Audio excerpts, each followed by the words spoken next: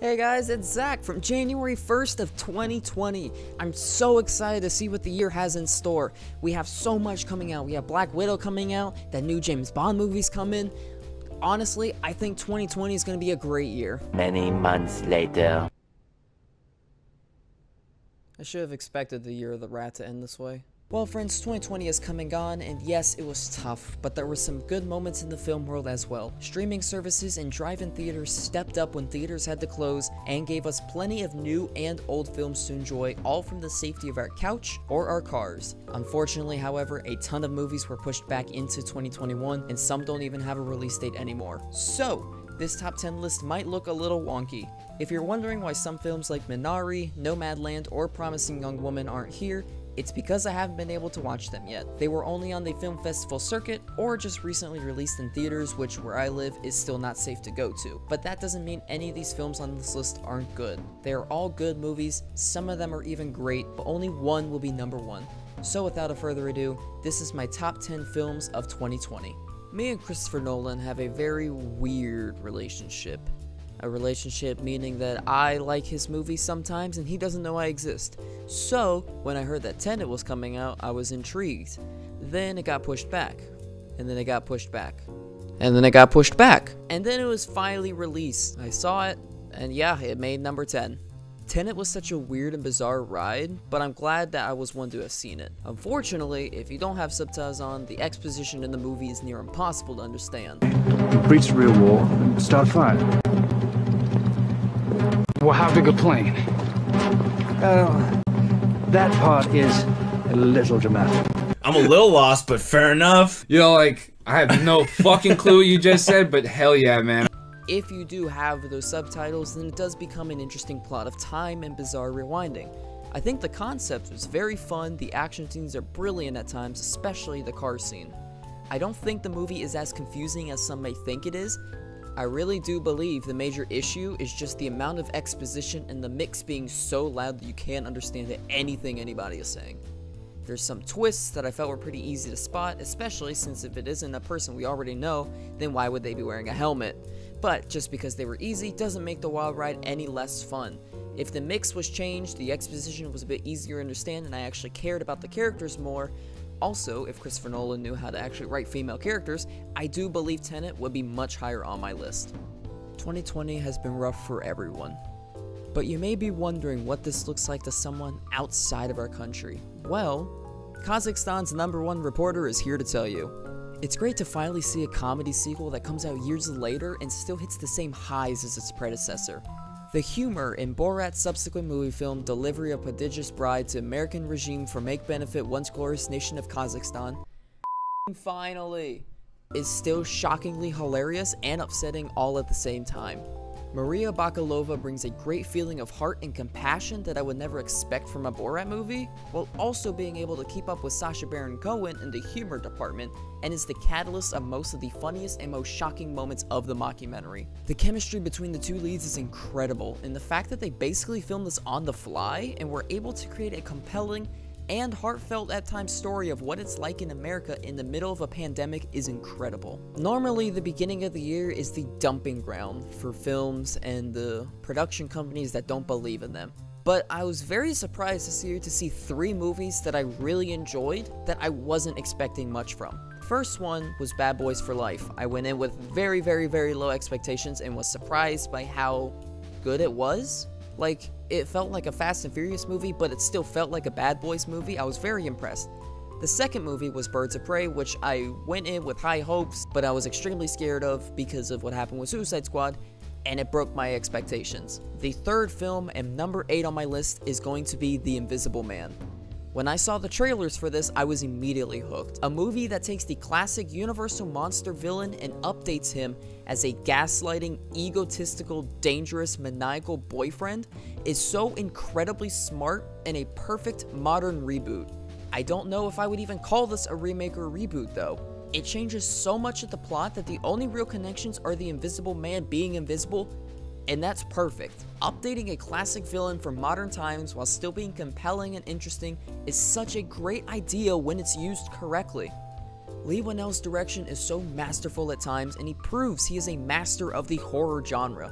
You can really see him learn from each of his films and understand what aspects about those films made them good. From the overall feeling of despair in the Saw films to the fight scenes in this using the same techniques as Upgrade. Lee knows how to make an entire audience sit in silence and squirm in suspense. All he needs to do is show you an empty kitchen. I'm not a fan of what most people would call comedies. I personally find 99% of comedies insufferable. At times, I feel like I'm just not a comedy movie guy. I only like my comedy in the form of stand-up. In terms of like instant relief, canceling plans is like heroin. It is an amazing feeling. Or stupid internet culture. According to all known laws of aviation, there is no way that a bee should be able to fly. But then Palm Springs came along and I was like, huh, that Andy Sandwich guy has a movie? I liked him in those SNL skits. So I decided to watch it, and guys, let me tell you something real quick. Palm Springs is such a fun movie. Like, legitimately, it's just a fun movie. It's a great comedy that plays with a classic concept, in this case Groundhog Day, and grows on it. Something most comedy films don't even attempt to try. Andy Samberg, as always, is an amazing comedic actor with timing and wit, while also being able to draw an emotional response when needed. But the real star of the film is Kristen Milioti. God, I hope I'm saying her name right. She's a great foil to Andy's character and is just as interesting, if not more, than Andy. I don't have a lot to say about this in specifics as some other films, but it's a fantastic comedy that you should absolutely check out. Ma Rainey's Black Bottom is Chadwick Boseman's show. Plain and simple. Obviously, everyone brings their acting game in this, especially Viola Davis and Coleman Domingo, but Chadwick brings everything and doesn't shy away. I'm personally not the biggest fan of the style of the film, as it feels less like a movie and more of a play. This obviously makes sense as it is an adaptation of a play, but every time one of the characters went on a long monologue, I was pulled out of the world and remembered, this is a play. However, this isn't to say the movie is bad. Far from it. The acting is beautiful from everyone, and Chadwick gives arguably the greatest performance of his life. Chadwick in his short time with us gave us so many incredible roles and left a legacy most actors never in their wildest dreams could ever hope to have. I'm a sucker for modern black and white movies. For example, The Lighthouse was my favorite film of 2019 and my 4th favorite film of all time. So, when I heard David Fincher was making a movie about the writing of one of the most famous scripts of all time in black and white, naturally, I started giggling like a little kid who just told their crush they liked them. Mank is easily the most beautifully shot film of all these movies, but it's also David Fincher, so... And action. Now cut it. And action.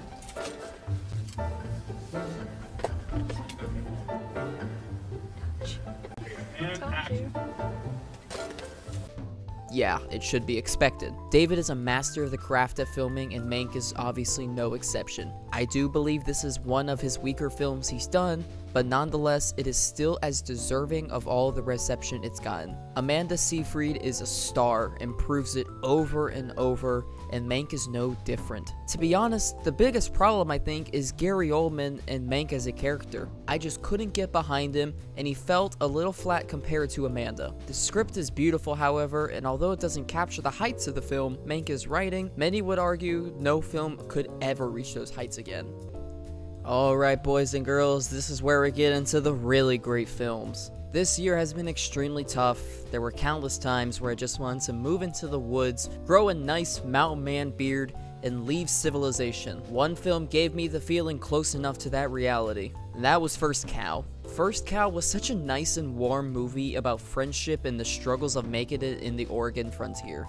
Although the conflict on the outside is very simple, I'm not lying when I say I was more invested about these milk stealers more than 90% of the rest of the films on this list. Kelly Reichardt, known for her environmental shooting and minimalistic storytelling, was astounding as a director and really made you care for these two men just trying to make a living in the Oregon wilderness.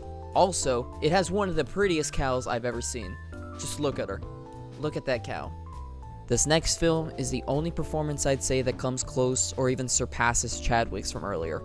Riz Ahmed in The Sound of Metal brings the audience a feeling of sadness, despair, bargaining, and finally acceptance. I want to make a video on Sound of Metal because there's so much happening in it that I can't cover it all in this one video without making this already longer than it is. I love how the film isn't about a man losing his hearing and being sad, but rather accepting his situation. Instead of looking at it as something that needs to be solved, he accepts it for what it is and continues living with it. Everyone in this does a beautiful job acting. The sound design is incredible for making you feel exactly what Riz Ahmed hears. It hit me the hardest in my heart and is easily the hardest film to get through on this list. I really can't say enough good things about it. Pixar the last few years has really let me down. Between the constant sequels and movies that just don't really hit it for me, I've been feeling like classic Pixar is slowly losing its grip. But then something like Soul comes out. I would argue this is Pixar's best film since Up, and it feels like classic Pixar is back. Soul was the pick-me-up I needed at a time when everything felt like it was crumbling around me. The idea that your passion and reason for living don't need to be the same thing really struck a chord with me and isn't something explored in most media. I don't think Soul is a kid's movie, and I think that was on purpose. For a generation where it seems our dreams are intrinsically linked to our purpose of living, having a movie that reminds you to take a second and appreciate things around you and doing it in a unique and different perspective is exactly what we needed. I can go into the designs of the characters and the great before. I can go into the odd plot structure I love, or I could go into how the film turns into something completely different while still feeling like it's the same film, but I'm not going to talk about those. There's one aspect I love more than anything else. That's the idea and design of the Lost Souls. Someone whose passion and drive has completely overtaken them to the point of obsession. The feeling of obsession is one I don't think is covered as much as other feelings that humans can have. As I personally believe, it's one of the most dangerous feelings a human can have and completely break your spirit. But in Soul, it's shown to be recoverable, and that's what Soul is great at. Showing you these feelings, but also showing that it's never too late to turn your life around. That is why Soul is my number 2 pick. And my number 1 favorite movie of 2020...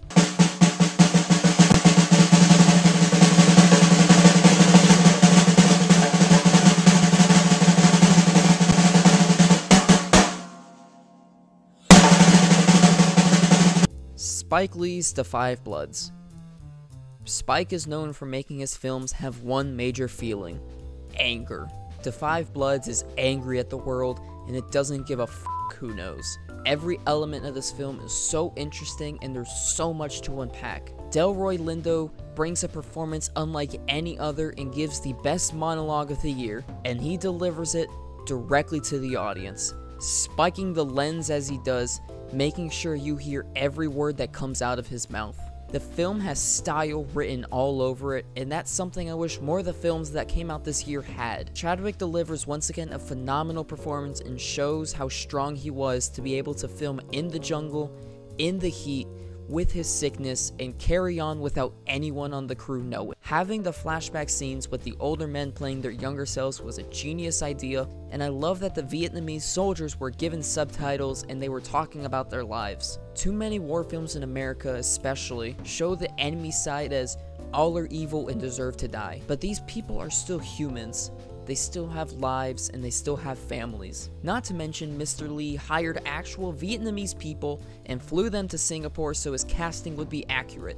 Something most films in the US wouldn't even blink an eye about caring about. Having the different time periods shot on different cameras was a brilliant idea and gives the audience a feeling of separation of the time periods, with the older characters still being their younger selves, giving the audience the feeling that these men are still trapped here. Even if only in their memories, the war has never left these men, just like the scars that are still seen in America and society to this day. The Five Bloods is my favorite film of 2020, and that's all I have to say about it. Well guys, that was my list of the top 10 films of 2020. Obviously a very unconventional list, but also a very unconventional year. So, to celebrate this weird, awful year, I'm actually going to make another video. My second video is going to be about the top 10 films I saw in 2020 that came out earlier. I saw a lot of stuff in my back catalog this year, and I really wanted to put it out in a video somewhere, so that's how you're going to have. So, I really hope you enjoyed the video. Leave a like, subscribe, comment your movies, comment movies that you think should have been on here that I may have seen. You can check my Letterboxd and Twitter in the description as well, and I hope y'all have a great day. Bye bye.